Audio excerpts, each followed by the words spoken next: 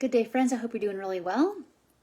And I want to talk about, it's a little bit heavier of a topic, but I wanted to make sure that you all have, honestly, the awareness and the tools you need to make progress with your body image and disordered eating recovery efforts. So, I love talking to everyone about interoceptive awareness and hunger fullness work and how fight, flight, freeze, or please impact our ability to ingest and digest. I could talk about that every day, all day long, talk about body image, all that. But sometimes we just need to kind of speak out what we see maybe blocking our efforts to eat more competently, whatever that means for you. See yourself in a more here and now time view from a body image perspective with your values, those kind of things. And so I just want to bring up 3 things. I'm hoping this will be helpful for you today to get clear of what is this about? So I just wrote them down here. I'm going to look down on my page so you know what I'm orienting to and reading. And one of the first protective strategy I see people do so many times is this belief that, this protective mechanism that if I'm self-sufficient, that I don't need anything or anybody, that will somehow keep me okay. And the question would be, well, keep you okay from what? And most of the time when we dig in there and it's I don't want to have the energy needs I need or whatever, we've got a wound here we're talking about of needs not being met. Basically being abandoned in some kind of way, that the attunement wasn't there. It could be directly with food, but most of the time it's with seeing, being witnessed and, seen and heard for who we are and what we need as a whole person. Oftentimes that needs just not being met. And it creates this, I call it the industrious overfocus. I've got to keep on keeping on and not slow down and not stop and stuff all those preferences and needs down, because if I don't, my needs won't get met. So just take a minute. If you're the person that comes here and pen and paper, take notes, that's great. You might even just take a minute and pause and see how that lands. Oh, is that the reason I get so aggravated when I get hungry? Oh, is that the reason that I get aggravated when I get full?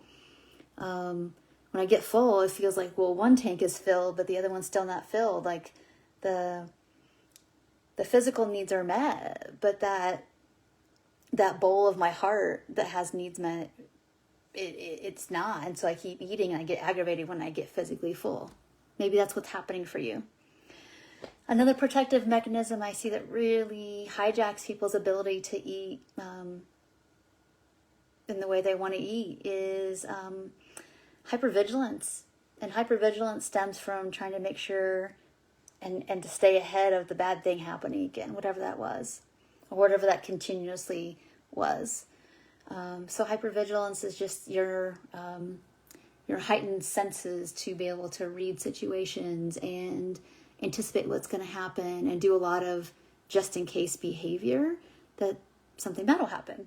So what does that look like for you? Does that mean, it's okay to eat to what I want one meal, but if I continue to do that, eat from hunger, suffer from fullness, or just follow your meal plan, or not move when your body's tired, you're going to feel some of that revved upness happen, as if I slow down and sit still, more of a target versus a moving target is a little harder to hit.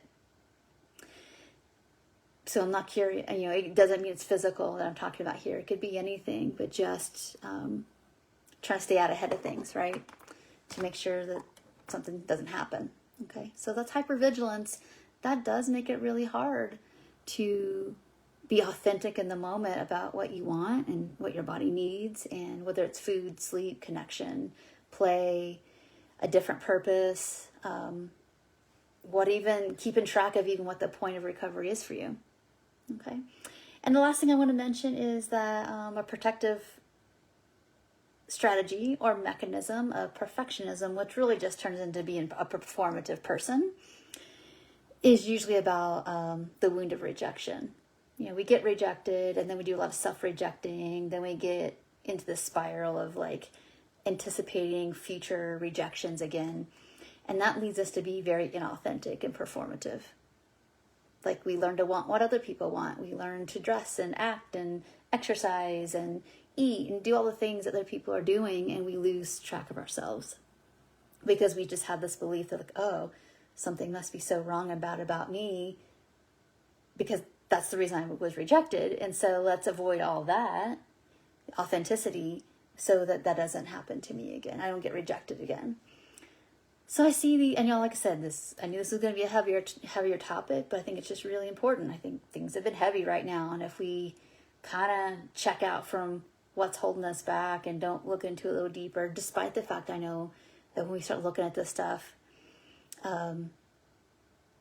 doing the good thing at the pace that our systems could tolerate with the right kind of people to safely orient to, it doesn't always feel great before it gets better. It usually feels harder before it gets better. That doesn't mean you're doing it wrong. It just means you're actually, all the stuff that's been starved and stuffed down, you're actually just feeling it. And that's not comfortable, and nobody signs up for that. But that's usually what it takes to know that there's other options besides total self-sufficiency, besides hypervigilance, and besides being a performative person. So I hope this video was helpful. Maybe just kind of click in something that maybe you've heard before, but from a different angle. But it's very important to me that you're recognizing, oh, this is how this stuff impacts my food. Oh, this is how this stuff hijacks my recovery. And so you could give yourself some compassion, some compassionate witnessing, but also take it seriously that unless these things have another way of feeling settled and seen and heard, you'll just continue to loop.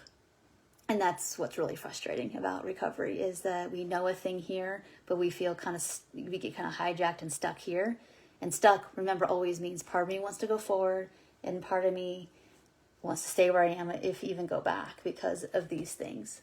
Okay, so thank you so much for watching. I hope that was helpful, and we'll see you in the next video. Bye for now.